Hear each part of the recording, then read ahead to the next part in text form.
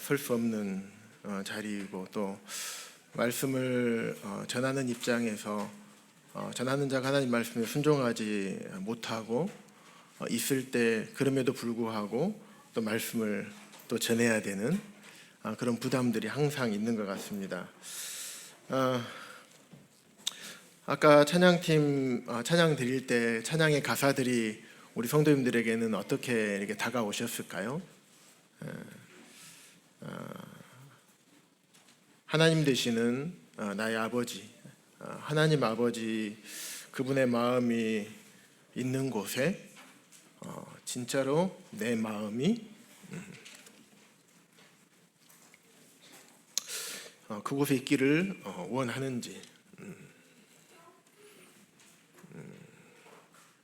하나님의 눈물이 고인 곳에 내 눈물이 거기 안에 고이기를 원하는지,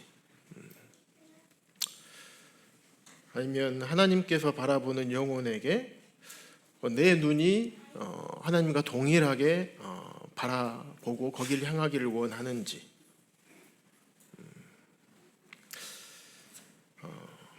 참 내 자신이 또 우리 모두가 정말 하나님의 마음을 진짜 알고 있을까? 그래서 이 찬양을 아마 찬양을 작곡하신 분이 썼지 않았을까, 그런 생각을 해봅니다. 우리가 이렇게 되는 것이 당연한데 그럼에도 불구하고 우리의 연약함 때문에 여기에 함께하지 못하기 때문에 이렇게 했으면 좋겠다라는 마음의 소원을 담아서 이 찬양의 가사를 적지 않았을까. 저에게도 동일하게 작곡하신 분의 가사대로 우리의 마음이 그렇게 행하기를 바라는 마음이 있습니다. 오늘의 말씀의 주제를 말씀드리기 전에 요한복음 17장 말씀을 함께 성도님들과 나누고자 합니다. 17장 6절부터 19절까지 말씀인데요. 시간상 다 나눌 수 있을지 모르겠습니다. 그런데 시간이 되는 데까지 나누고자 하는데요. 요한복음에 보면, 본문은 나중에 함께 보겠습니다. 요한복음에는 참으로 많은 하나님의 사랑이 기록되어 있습니다. 인생을 얼마나 사랑하시는지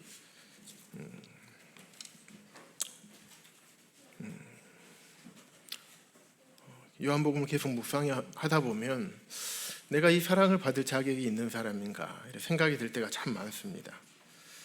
요한복음 17장을 특별히 선택한 이유는 18장에서 예수님이 겟세마네 동산으로 가십니다, 제자들과. 그리고 18장에서 예수님이 겟세마네 동산에서 기도하시고 그 이후에 가룟 유다 팔림에 의해서, 하나님의 뜻에 의해서 예수님이 잡히시죠.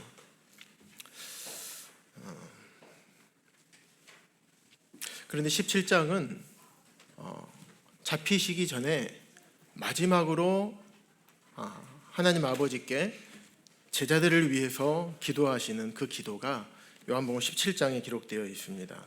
물론 우리 하나님의 사랑이라고 하면 하나님의 사랑의 최고봉은 우리 성도님들 잘 아시는 것처럼 십자가입니다. 하지만 이것을 모르는 성도들은 아무도 안 계시죠. 하지만 십자가의 사랑만이 예수님의 사랑의 전부가 아닙니다. 예수 그리스도를 참 믿음으로 거듭난 성도들을 위해서 우리와 함께 하시고, 또 우리를 위해서 지금도 여전히 중보하고 계시고, 또 우리의 삶을 도우시고 인도하시고 때로는 책망도 하시고 가르쳐 주시는 주님께서 지금 우리와 현재도 함께 하고 계시고 살아계셔서 우리 옆에서 세심하게 역사하시는 이 하나님의 사랑도 굉장히 중요합니다. 어떤 형제님은 요한복음 17장을 요한복음에서 가장 고귀한 장이다, 요한복음의 지성소다라고 부르기도 합니다. 가만히 생각해 보면 그 말씀이 참으로 타당하다고 여겨집니다. 왜냐하면 요한복음 17장에 기록된 내용은 예수님께서 하나님 아버지 앞에서 제자들을 위해서 간구하시는 기도이기 때문입니다. 우리의 대제사장이신 예수 그리스도께서 제자들과 또 19절 이후에 20절부터 마지막 절까지는 제자들 이후에 계속적으로 거듭나게 될 수많은 다른 제자들을 위해서 기도가 계속 이어집니다. 이 간절한 기도를 하실 때 11명의 제자들이, 가룟 유다를 제외한 11명의 제자들이 옆에서 그 예수님의 기도를 들었습니다. 주 예수님의 입에서 나오는 간절한 기도, 그분이 제자들을 얼마나 사랑하셨고 제자들에 대해서 어떻게 변호하고 계시고 제자들이 과연 하나님 앞에 어떠한 자인지 제자들의 정체성과 포지션에 대해서 말씀을 하십니다. 제자들이 어떤 위치에 있는 사람들인가, 또 제자들을 칭찬하셔요. 칭찬 물론 받을 일들이 있지만 그렇지 못할 일들도 굉장히 많이 있었다는 걸 우리가 알고 있어요. 하지만 그럼에도 불구하고 그런 내용은 전혀 없고 제자들을 하나님 앞에 칭찬하는 기도 내용이 나옵니다. 그리고 제자들을 염려하십니다.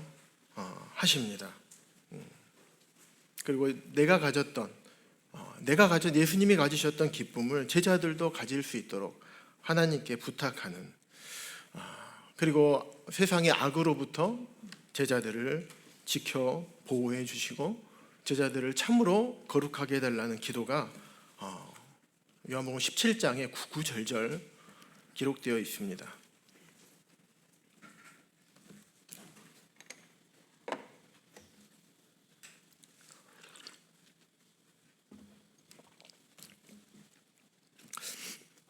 이 기도에는 육적인 것을, 제자들의 육적인 것을 구하는 기도가 전혀 없습니다. 전부 다 영적인 기도만 있어요. 모두 하늘에 속한 축복과 관계된 것이었습니다. 주님께서는 제자들이 부자가 되거나 명예를 얻고 이 세상에서 잘 되기를 위해서 기도하지 않으셨습니다. 다만 제자들이 악에 빠지지 않게 해달라고, 낙심하지 않게 해달라고, 제자들이 내가 떠나면 제자들이 두려워하게 될 텐데 두려워하지 않게 해주십시오. 온전히 주의 말씀에 의지해서 하나님을 바라보며 굳건하게 해주십시오. 그들에게 맡긴 사명을 잘 감당하게 해주십시오라고 하나님 앞에 기도합니다. 그리고 본향으로 무사히 돌아올 수 있게 해달라고 기도하는 그런 기도뿐이었습니다. 영원히 잘 될 수 있게 해주는 것, 그것이 주님께서 바라보실 때 참된 번영이고 참된 기쁨이었던 것입니다. 좀 전에 말씀드렸지만 이 기도에는 제자들의 잘못이나 흠이나 어떤 부족한 것이 한마디도 있지 않습니다. 예수님께서는 대제사장이시잖아요. 우리의 거룩하신 대제사장. 지금도 우리를 위해서 중보하고 계시죠. 사단이 계속 우리를 하나님 앞에 송사하지만 우리를 위해서 계속 중보하시는 거룩하신 대제사장이시죠. 대제사장으로서 백성의 연약함을 고소하는 분이 아니라 체휼하는 분이십니다. 히브리서 4장 15절에 보니까 우리에게 있는 대제사장은 우리의 연약함을 개역 한글에서는 체휼이라고 번역이 되어 있었고 개역 개정에는 이것을 다시 동정하지 못하심이라라고 번역을 해놓았습니다.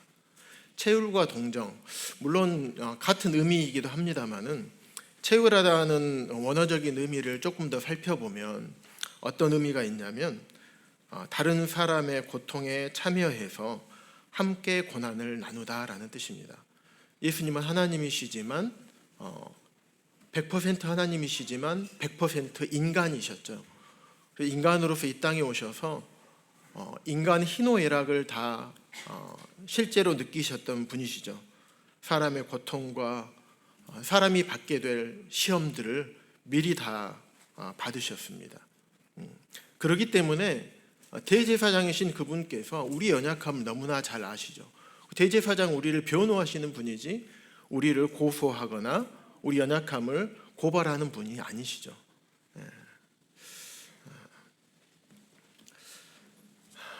먼저 요한복음 17장 나누기 전에 배경을 잠깐 말씀드리도록 하겠습니다. 오늘은 요한복음 말씀만 쭉 살펴볼 건데요. 요한복음 12장 44절에서 45절에 보면 세상에게 주시는 마지막 주님의 설교 말씀이 나옵니다. 잡히시기 전에요. 그것은 이제 세상의 마지막이 곧 다가올 거다. 그리고 심판이 다가올 것에 대해서 세상의 메시지를 남기십니다. 그리고 13장부터 16장까지는 예수님이 제자들에게 주시는 마지막 설교예요. 17장은 잡히시기 전에 주님께서 하나님 아버지께 올린 마지막 기도입니다. 그러면 13장부터 16장과 방금 말씀드렸던 이 12장하고 13장부터 16장 또 17장, 이것은 유언과 같은 말씀이고 17장은 특별히 유언과 같은 기도입니다. 우리 성도님들 유언장 써보시거나 아니면 유언장에 내가 무슨 말을 기록해야 되겠다라고 생각해 보신 적이 있으십니까? 제가 여러 가지 이제 인생의 마지막을 앞두고 있는 분들이 사랑하는 자녀들에게 유언하는 이런 몇 가지 이제 영상들을 본 적이 있는데 군더더기가 없어요. 야, 너 왜 아침에 좀 일찍 좀 일어나라. 공부 좀 해야 되지 않겠냐. 이제 그만 놀고 게임 그만해라. 이런 얘기가 없어요.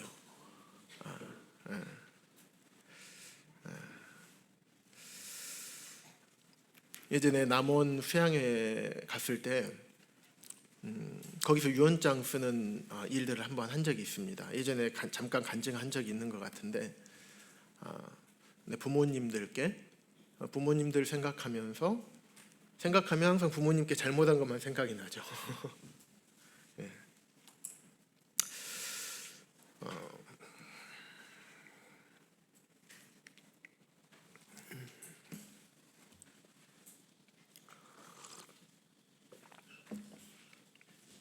그 남겨진 아내에게도 항상 내가 못한 것만 생각이 나죠. 그 남겨질 자녀들에게, 특별히 이제 자녀들에게 생각했을 때 자녀들이 어떻게 했으면 좋겠다라고 생각을 해봤을 때 자녀들이 어떤 흠을 전혀 얘기할 수가 없어요. 여기다가 자녀들이 어떻게 하나님 말씀에 말씀에 따라서 주님을 잘 섬겼으면 좋겠다. 어렸을 때부터 구원받고 주님 안에서 자라서 주님 말씀에 순종해서 하나님을 기쁘시게 하고 주님께 영광을 돌리는 삶을 정말 살았으면 좋겠다. 이런 간절한 마음으로 유언장을 기록했던 기억이 있습니다.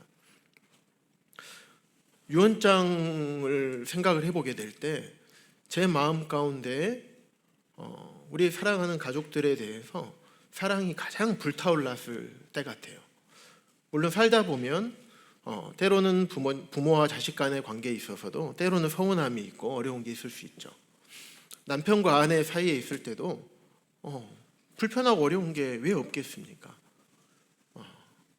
그럼에도 불구하고 이때는 그런 것들이 아무것도 생각이 안 나요. 왜냐하면 이 사람이 만약에 여기서 없어진다면 이분이 안 계신다면 이거를 생각을 해보면 다른 거 아무것도 생각이 안 나는 거죠. 그런 것들은 아마 예수님께서도 내가 이제 여기를 떠나고 나면 남겨질 제자들을 향해서 아마 그런 마음이지 않았을까라는 생각을 해보게 되었습니다.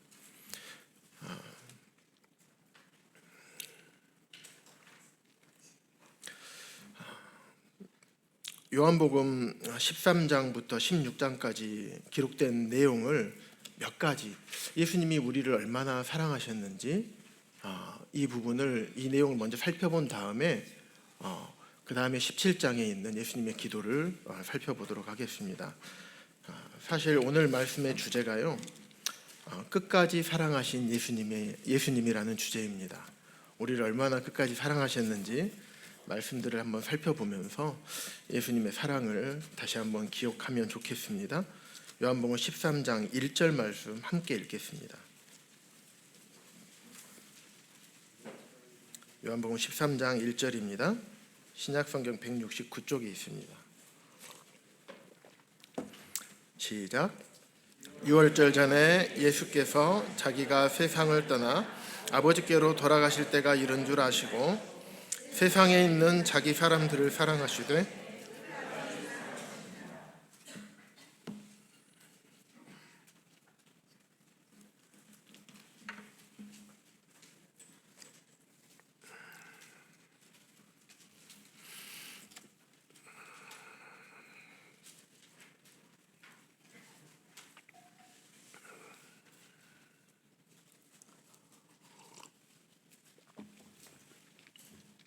예수님께서는 세상을 떠나실 때가 되었다는 것을 아셨습니다. 그리고 제자들을 사랑하시되 끝까지 사랑하셨기 때문에 마지막으로 13장부터 16장을 통해서 제자들을 가르치셨습니다. 죽으시기 전까지 제자들을 가르치시고 제자들이 온전하게 살아갈 수 있도록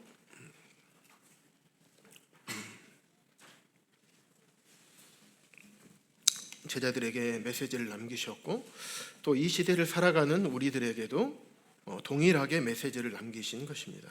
그 다음에 17장에 위대한 대제사장의 기도가 나옵니다. 제자들을 끝까지 사랑하신 그 사랑의 기도를 예수님께서 17장에 드리신 겁니다. 마가의 다락방에 모여서 최후의 만찬을 준비하십니다. 제자들을 불러 모으고 예수님은 겉옷을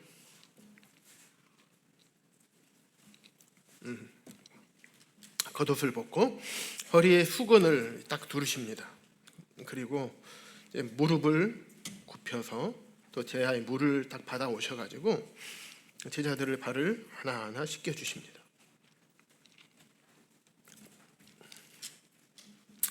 12절에 보시면 내가 너희에게 행한 것을 너희가 아느냐 라고 하시면서 내가 너희의 발을 씻겨준 것 같이 너희도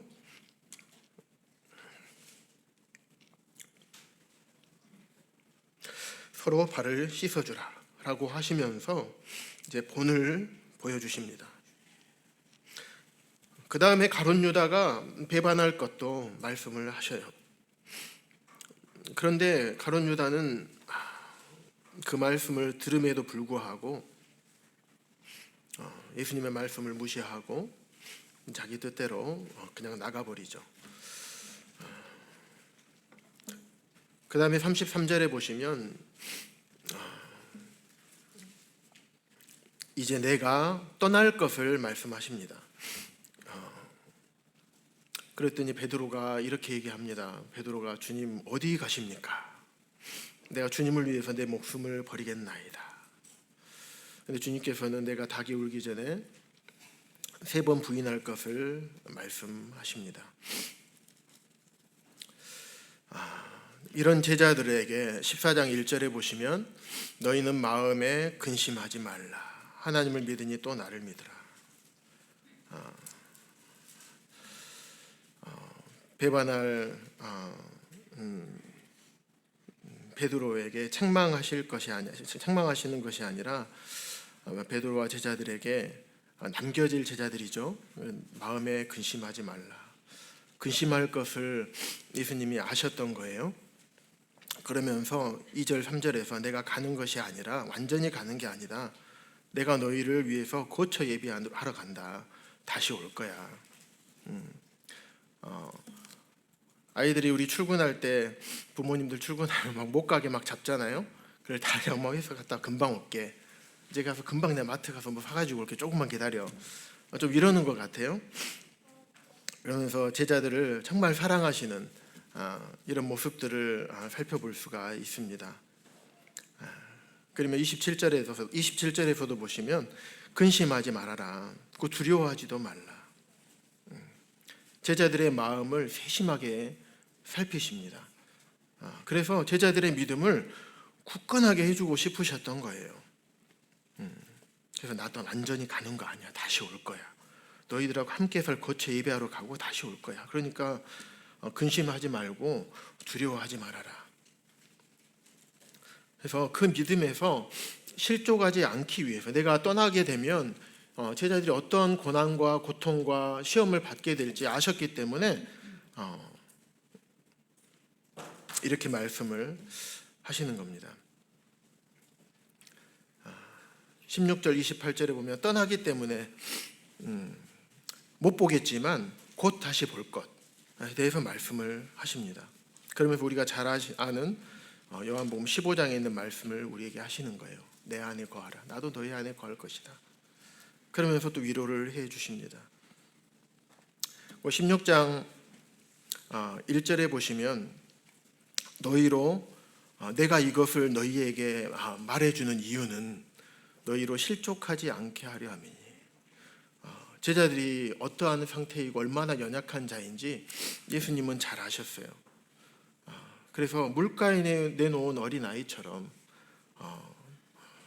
사랑하는 부모님의 마음처럼 근심하고 두려워하는 자들에게 조금만 어려움이 우리에게 당하게 되면 제자들이 실족할 것을 아셨기 때문에 내가 이 말을 15장까지 말씀을 해주는 거야. 그리고 앞으로 또 이 얘기를 내가 해주는 거야 라고 말씀하시면서 1절에 대해서 말씀을 하시는 겁니다. 예수님은 제자들이 어떻게 될 것을 다 아시는 분이잖아요. 모르는 분이 아니에요. 32절 33절 보시면 신문을 당하고 예수님이 채찍을 맞고 십자가에 못 박힐 때 제자들이 다 주님을 버려두고 흩어질 것을 아셨어요. 그 죽은 주님께서 죽으시고 난 다음에는 제자들이 낙심해서 일상으로 돌아갈 것을 아셨습니다. 그럼에도 불구하고 내가 이 말씀을 너희들에게 해주는 이유는 요한복음 16장 33절 보시면요. 이것을 너희에게 이르는 것은 너희에게 이른 이유는 너희로 내 안에서 평안을 누리게 하려 함이라. 결국에는 제자들이 환난을 당하겠지만 주님이 그 환난과 세상을 이겼던 것처럼 너희들도 세상을 이겨서 환난에 넘어지지 아니하고 주님 안에서 평안을 누리게 하시기 위해서 이 말씀들을 예수님께서 제자들에게 마지막으로 말씀을 해 주신 것입니다. 그러니까 이런 마음으로 요한복음 17장의 기도를 드리신 것입니다. 이제 본문 말씀을 살펴보도록 하겠습니다. 요한복음 17장은 크게 세 부분으로 나뉩니다. 1절부터 5절까지는 예수님 자신에 대한 기도가 나오고요. 6절부터 19절까지는 지금 있는 예수님의 11 제자들을 위한 기도고 20절부터 26절까지는 예수님 제자들 이후에 믿게 될 수많은 다른 제자들을 위해서 하나님 앞에 기도를 드립니다.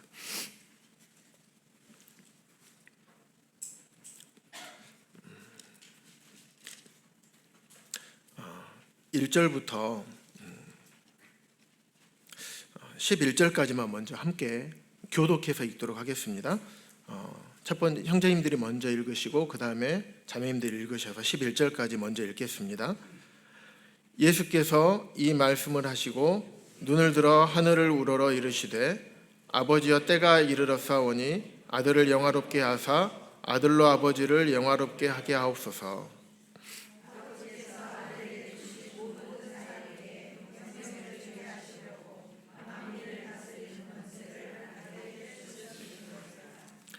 영생은 곧 유일하신 참 하나님과 그가 보내신 자 예수 그리스도를 아는 것이니이다.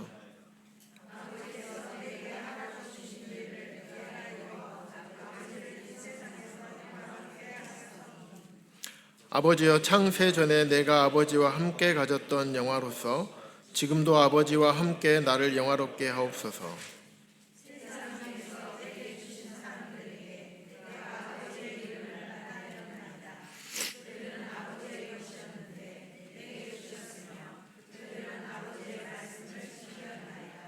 지금 그들은 아버지께서 내게 주신 것이 다 아버지로부터 온 것인 줄 알았나이다.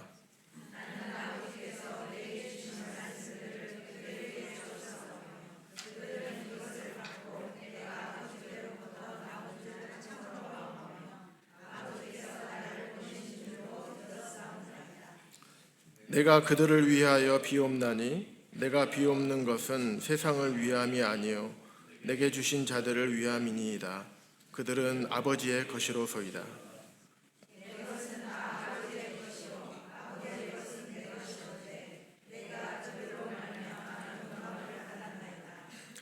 나는 세상에 더 있지 아니하오나 그들은 세상에 있사옵고 나는 아버지께로 가옵나니 거룩하신 아버지여 내게 주신 아버지의 이름으로 그들을 보전하사 우리와 같이 그들도 하나가 되게 하옵소서.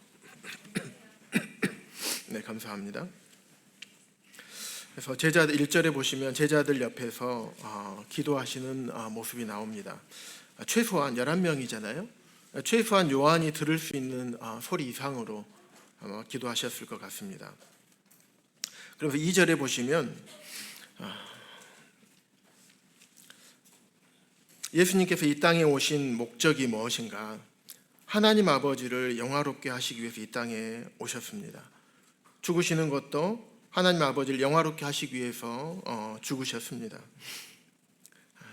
하나님께서 예수님에게 주신 모든 사람에게 영생을 주게 하시려고 만민을 다스리는 권세를 하나님께서 아들에게 주셨다라고 말씀을 합니다.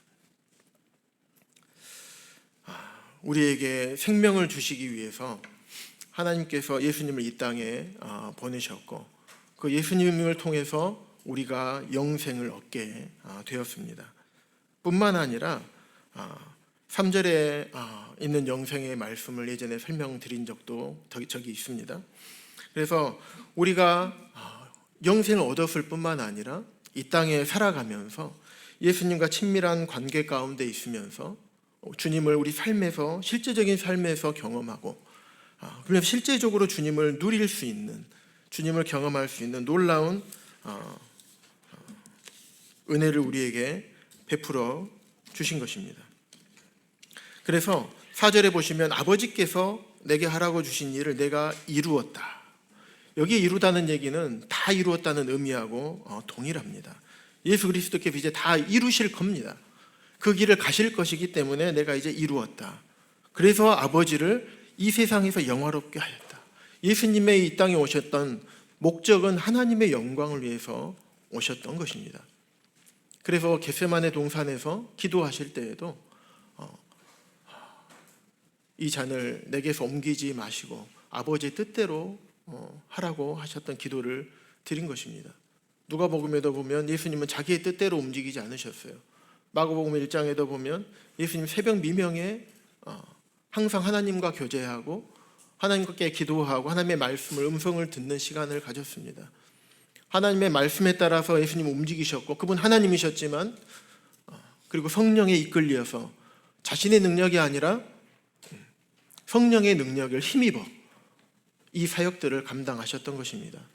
십자가에 가셔서 12군단이나 되는 천사들을 통해서 다 쓸어버리고 십자가 내려올 수 있었지만 그렇게 하지 않으시고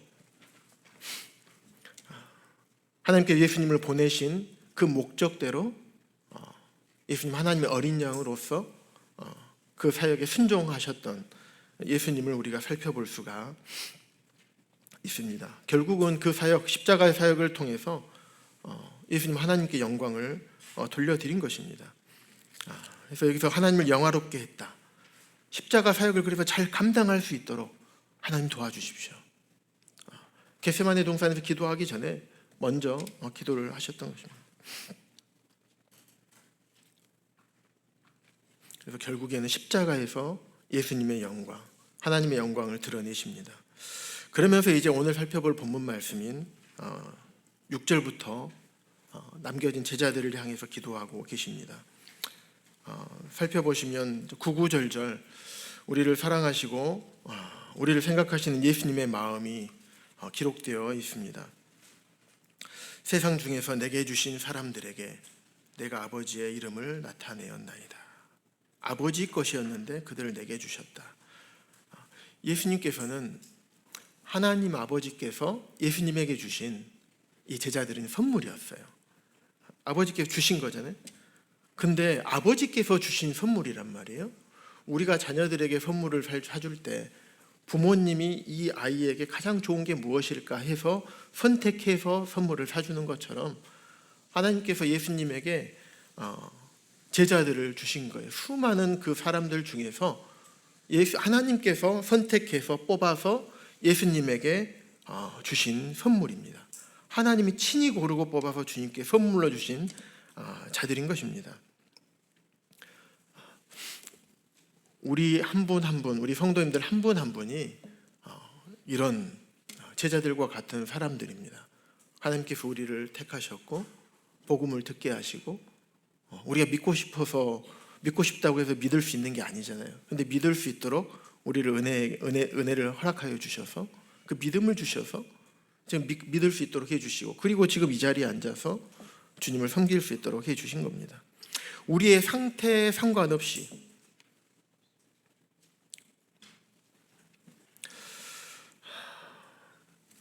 말씀을 쭉 보시면 마치 사위가 장인어른에게 딸에 대해서 이렇게 기도하는 것 같습니다. 아니, 장인어른, 내 아내이기 전에 장인어른 딸이지 않습니까? 그러니까 이 기도를, 그 딸들을 장인어른께서 돌봐주시는 것이 당연하지 않습니까? 이렇게 기도하는 거하고 같은 맥락입니다. 생각해 보시면 예수님은 누구십니까? 신랑 되시잖아요. 교회는요, 제자들은요, 신부겠죠. 앞으로 지금 현재 우리 교회잖아요. 신부죠. 제자들은 예수님에게 신부와 같은 그런 존재였을 것입니다. 예수님께서는 아버지의 마음을 너무나 잘 아시는 분이십니다. 제자들의 모습과 그 마음을 뻔히 다 들여다보고 계시는 와중에서도 십자가에서 죽으시기 전에 제자들을 위해서 기도하신 예수님. 예수님이 제자들을 생각하는 마음과 하나님 아버지께서 생각하는, 제자들을 생각하는 마음이 같았습니다. 제자들이 비록 말씀에 순종하지 못하고 어려운 적이 많았었지만, 배반하고 가고 낙심해서 자기 일상으로 돌아가 버렸던 것처럼, 그럼에도 불구하고 아버지의 마음으로 제자들을 위해서 기도하는 예수님의 모습을 살펴볼 수가 있습니다. 사도 바울도 고린도 교회에 쓴 편지 고린도전서를 보면 고린도 성도들을 책망하거나 때로는 권면할 때 고린도 성도들이 부끄럽게 여기도록 이 고린도전서를 쓴 것이 아니라고 기록하고 있습니다. 그래서 고린도서 4장 15절에 보면 내가 사랑하는 자녀같이 권면했다. 일만 스승이 있지만, 스승은 많지만 아비는 적다. 그래서 1장부터 4장까지 너희들이 고린도 성도들이 누구에게 속했다 분당 짓는 것에 대해서 책망하는 내용이 나오잖아요. 고린도전서 우리가 살펴봤지만은 얼마나 많은 문제가 있던 고린도 교회였습니까? 그런데 사도 바울이 고린도전서를 쓰는 마음이 아마 이 주님의 마음과 같았다고 하는 것입니다. 아버지의 마음으로. 비록 바울은 고린도 성도들이 육적인 아비는 아니었지만 영적인 아버지였습니다. 그들에게 복음을 전했고 그 하나님 말씀을 가르쳤습니다. 그리고 그 성도들을 대상으로 아버지의 마음으로 권면했습니다. 아버지의 마음이 무엇일까요? 제가 자녀들이 있어서 제 아버지의 마음을 충분히 다 이해하고 있을 거라 생각을 했는데 그게 아니더라고요. 참 쉽지 않습니다. 바울처럼 글을 잘 쓰는 사람도 아니고요. 말에는 더더욱 힘이 없는 것 같습니다. 바울처럼 뛰어난 사람도 아니고 바울과 같은 훌륭한 인격을 가진 사람도 그런 배경도 아닙니다. 그런 저에게는 참 너무나 어려운 것 같아요. 하지만 예수님께서 형편없는 제자들을 위해서 이런 기도를 한다는 것을 생각해 보면 참 부족하지만 예수님의 본을 따르기를 바라는 예수님과 같은 마음을 가질 수 있도록 지금도 이 시간에도 하나님 아버지께 간절히 기도하시는 이 주님의 모습을 생각해 보면 우리가 내 기분대로, 내 생각대로, 내가 하고 싶을 대로 하고 싶을 때가 정말 많지만 그렇게 할 수 없고 또 그렇게 해서는 안 된다는 것을 우리가 자연스럽게 알게 됩니다. 그러면서 6절에서 이렇게 얘기해요. 그들은 아버지의 말씀을 지켰나이다. 진짜 지켰습니까? 물론 제자들이 지킨 것 많이 있었습니다. 하지만 못 지킨 것이 훨씬 더 많았을 텐데 누가 높은지 서로 싸우지를 않았나. 사마리아인들이 예수님을 거부하자 불을 내려서 멸해버리십시오 라고 얘기를 하진 않나. 예수님이 잡히시자마자 3번이나 부인하질 않나. 부활하신 예수님을 보고 내가 눈으로 보고 그 손과 옆구리에 내가 손을 넣어봐야지 믿겠다고 하질 않나. 육신의 동생 야고보는 형을 믿지도 않고 그러질 않았나. 그럼에도 불구하고 예수님께서는 그들은 아버지의 말씀을 지켰다고 하나님께 제자들을 변호하고 있습니다. 제자들의 연약함을 알고 계셨던 것이죠. 하지만 그 연약함을 온전히 받으셨던 것입니다. 제자들은 하나님께서 고르고 골라서 예수님에게 주셨기 때문에 돌봐주시는 것이 당연할 뿐만 아니라 그들의 아버지의 말씀까지 지켰으니 다 지키지 못했지만 그럼에도 불구하고 그러기 때문에 돌봐주는 것이 지극히 당연하지 않습니까? 라고 하나님께 호소하시는 것입니다. 제자들이 못한 것만은 아니었죠. 예수님을 통해서 아버지의 말씀을 받았고 그 말씀을 믿고 받아들였습니다. 그래서 제자들을 부르실 때 곧 그물을 버려두고 세리장의 직분도 버리고 자기의 삶을 내던지고 주님 말씀에 따라서 그 부르심에 순종하는 삶을 제자들은 살았습니다. 또 그들은 예수님을 아버지로부터 보내심을 받은 분으로 믿었어요. 그러면 예수님의 공생의 기간 동안에 그들이 머리 둘 곳이 있었습니까? 예수님 머리 둘 곳 없었어요. 그런데 그분과 함께하면서 예수님과 함께 희노애락을 함께 경험했습니다. 함께 복음을 전했고 함께 사람들을 섬기고 함께 병든 자들을 고치고 함께 위로했습니다. 얼마나 많은 축복을 받은 자들입니까? 예수님과 동시대에 살면서 실제로 예수님의 삶과 사역들을 함께 경험하면서. 근데 우리는 어떻습니까? 우리는 주님을 경험하지 못했습니까? 아니죠. 우리 지금도 여전히 우리는 주님을 경험하면서 살고 있습니다. 7절과 8절에 보시면 정말 예수님은 이 부족한 제자들을 완전한 자들로 인정하시고 완전한 자들로 하나님 앞에 아뢰는 모습을 볼 수 있습니다. 여기 보시면 알았나이다.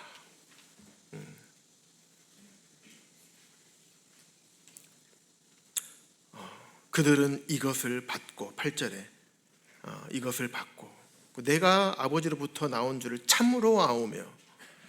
진짜 참으로 알았을까요? 그랬으면 부인하지 않았겠죠. 그랬으면 예수님 십자가에 못 박힐 때 그 밑에 가 있었겠죠. 예수님 혼자 얼마나 힘드실까. 이 사역을 감당하시는 것이 내가 옆에 앉아 있어만 주더라도 예수님에게 얼마나 큰 힘이 될까 생각하면서 그 십자가 밑에 앉아 있었겠죠. 그러지 않았습니다. 그런데도 불구하고 참으로 안다라고 표현을 하십니다. 아버지께서 나를 보내신 줄로 믿었다라고 얘기합니다. 내가 그들을 위해서 비온다. 그리고 내게 주신 자들을 위함이다. 알았나이다. 받고 참으로 아오며 믿었사옵나이다. 이런 단어와 이런 표현들은 제자들이 듣기에 과분한 표현이죠. 왜냐하면 그때 제자들이 연약했죠. 그리고 주님에 대한 지식도 많이 부족했습니다. 지금 우리는 어떻습니까? 그때 제자들은 예수님 부활하실 것에 대해서 들었지만 온전히 믿지 못했죠. 근데 지금 우리는요, 부활하신 예수님 우리가 만나고 살지 않습니까? 그 수많은 성경에 다 완성이 돼서 기록되어 있는 말씀을 통해서 우리 예수님이 어떻게 언제 오실지 그냥 가시는 분이 아니라 다시 우리를 부르시고 하늘로 부르셔서 다시 이 땅에 내려오셔 천년왕국과 그 새하늘과 새 땅 우리가 다 알고 있습니다. 제자들은 그런 부분들을 명확하게 알기가 힘들었죠.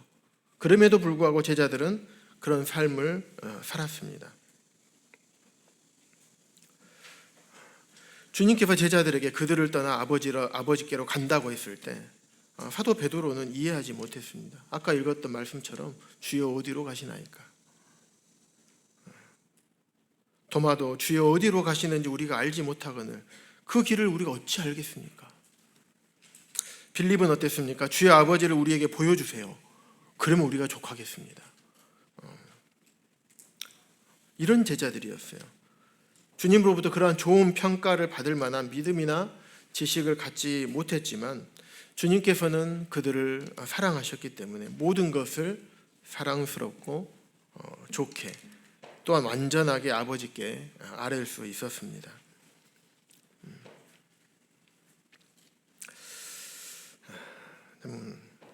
우리는 모든 성경에 대해서 기록된 성경이 우리에게 있고 우리가 성경 말씀을 우리가 알고 있습니다. 그럼에도 불구하고 우리의 믿음은 제자들의 믿음과 비교했을 때 어떠한가?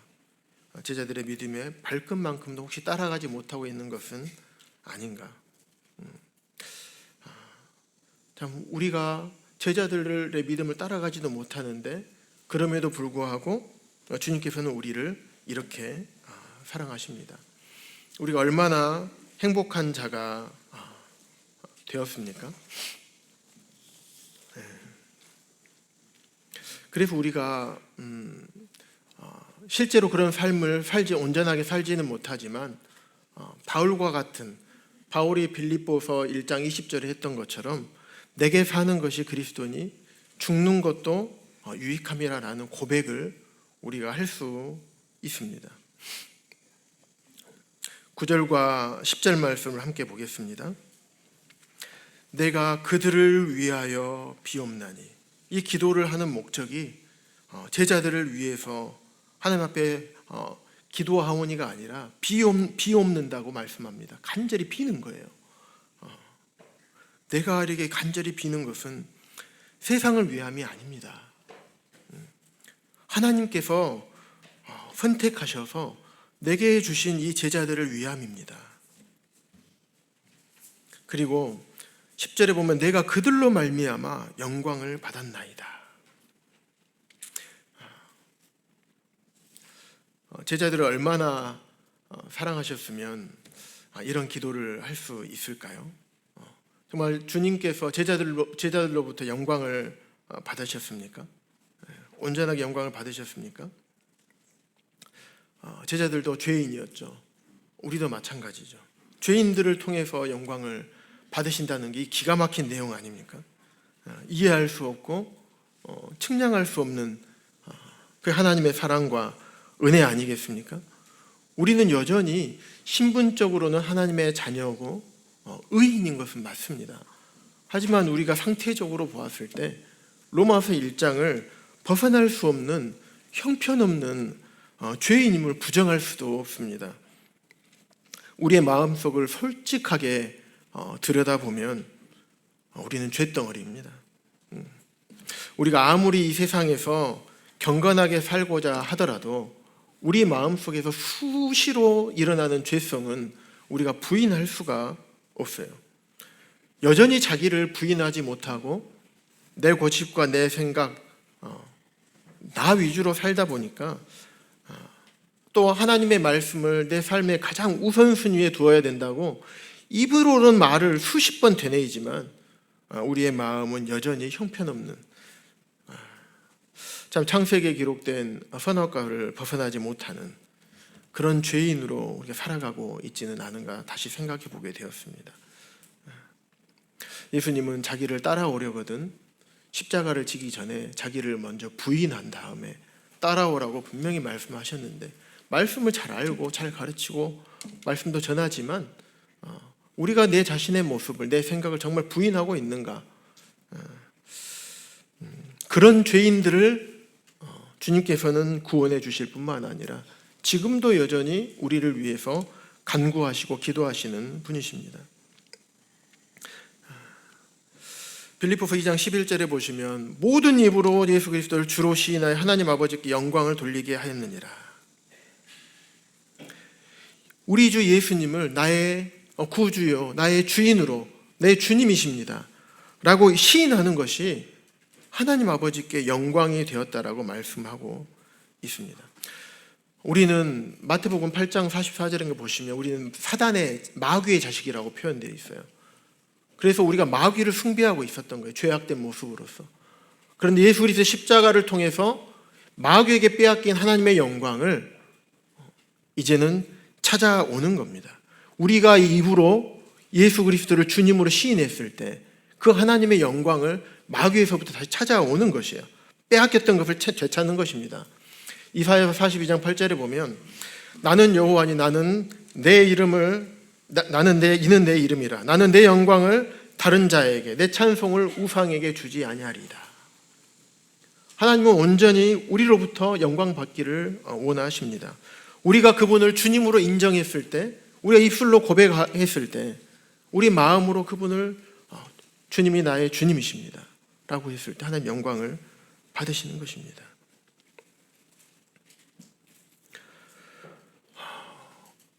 물에 빠져 죽을 사람을, 불에 꼬실러져 타 죽을 사람을 건져 주었을 때 생명의 은인이고 그분이 나의 주님이다 얘기하는 것이 당연한 거 아닙니까?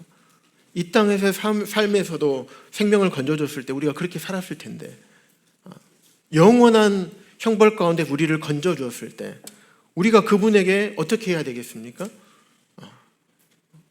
그분이 나의 주인이고 나를 다스리는 왕이시고 내가 평생 주님을 위해서 살겠습니다라는 고백을 드리는 게 당연하지 않습니까? 그런데 이 당연한 것을 가지고 하나님께서 또 주님께서 그 영광을 받으시는 것입니다.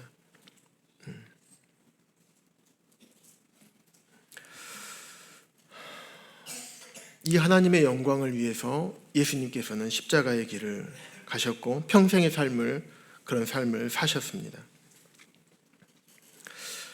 예수님께서 이처럼 우리를 사랑하신 것입니다. 야고보서 4장 5절에 보면 성령이 시기하기까지 우리를 사모하신다라고 기록하고 있습니다. 이렇게 사랑한다는 것, 이렇게까지 우리를, 또 나 자신을 하나님께서 또 예수님께서 우리를 사랑하시는 것입니다. 그래서 우리가 어떨 때 질투가 납니까? 우리 형제님들이 질투심이 많을까요? 자매님들이 질투심이 더 많을까요? 저는 자매님들이 더 많을 것 같아요. 사랑하는 사람이 다른 사람에게 마음을 주거나 마음을 이렇게 돌리게 되면 얼마나 질투가 납니까? 결혼한 사람이 그러면 힘들겠죠? 그래서 하나님은 예수님 우리를 그렇게 사랑하십니다. 그래서 우리가 마음을 돌이켜서 세상과 벗을 하게 되면 하나님이 질투하시는 겁니다. 하나님의 사랑을 참 배신하는 것입니다.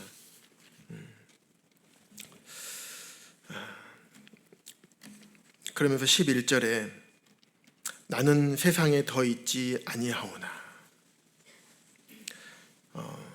11절 앞에 보면 흠정역에서는 이제라는 말이 삽입되어 있습니다. 그래서 이제는 내가 갈 건데 세상에 있지 아니하고 제자들은 세상에 남겨지고, 그리고 나는 아버지께로 가게 될 것입니다. 거룩하신 아버지요, 하나님께서 내게 주신 내게 주신 자들에게 아버지의 이름으로 그들을 보전해 주십시오. 제자들을 보전해 주십시오 라고 부탁하게 됩니다. 예수님은 아버지께로 이제 갑니다.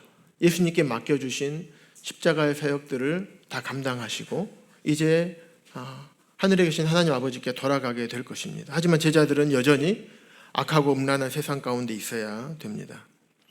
이제 그들은 길가에 내놓은 힘없는 어린 아이처럼, 예수님은 제자들을 바라볼 때 그런 마음이 있었습니다. 그래서 하나님 아버지께 그들을 보전해 주십시오.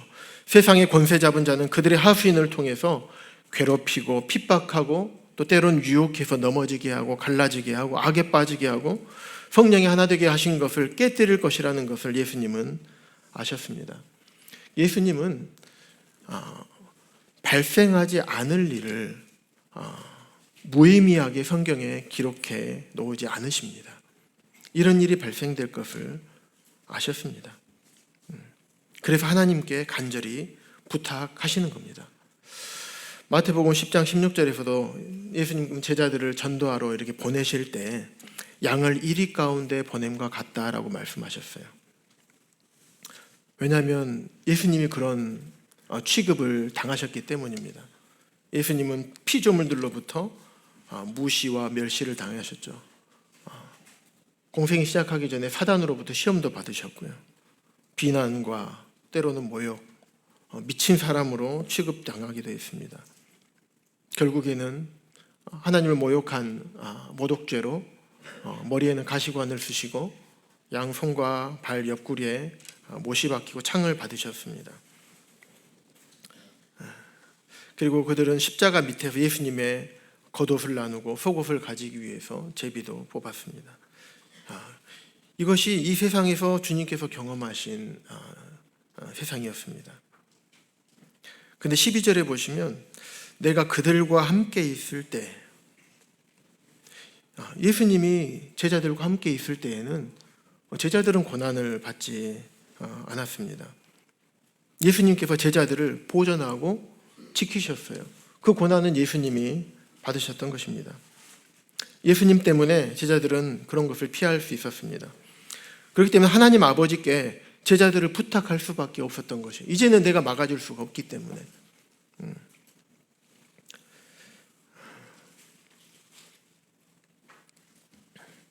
그래서 주님께서는 이 세상에 흉악한 이리가 들끓고 있음을 알고 계셨습니다. 그리고 몸소 체험하고 경험하셨어요. 100% 우리를 이해하고 계십니다. 주님께서 경험하신 이 세상에 제자들을 남겨놓고, 사랑하는 제자들을 남겨놓고 떠나셔야 했습니다.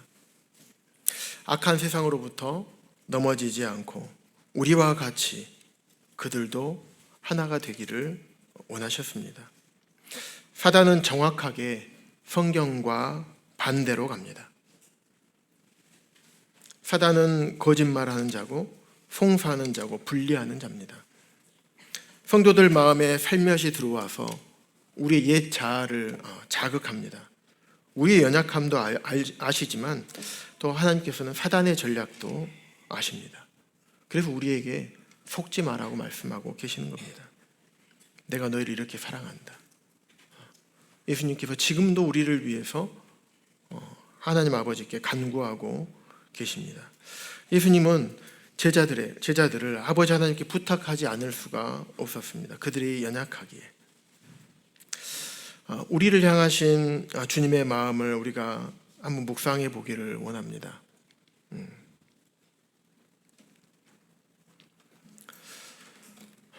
우리가 가는 길은 혼자 가는 길이 아닙니다. 오늘 예배 때 한 형제님께서 이 찬양을 참 선곡해 주셔서 찬양의 가사를 살펴볼 때 참 아멘이 되었습니다. 주님께서 가셨던 길은 주님 혼자 가신 길이 아니었죠. 제자들은 비록 다 주님을 떠났지만 하나님 아버지께서 주님과 함께 하셨습니다. 우리가 걸어야 하는 이 길도 우리 혼자 가는 것이 아닙니다. 주님과 함께 가는 길이고 우리 성도님들과 함께 가는 길입니다. 나 혼자 간다면 얼마나 힘들겠습니까? 그 길을 우리가 어떻게 혼자 갈 수가 있겠습니까? 우리는 갈 수 없습니다. 하지만 성도님들과 함께 가면 그 길을 갈 수 있고 주님과 함께 가면 갈 수 있습니다. 우리를 끊임없이 넘어뜨리고 유혹하는 그러한 세상으로부터 주님은 지금도 하나님 아버지께 우리를 보존해 달라고 기도하고 계십니다. 그래서 뒤에 쭉 말씀 나눌 것들이 많이 있지만 오늘은 여기까지만 나누고 다음에 13절부터 끝절까지 나누는 시간을 갖도록 하겠습니다. 이상으로 말씀을 마치겠습니다. 기도드리겠습니다.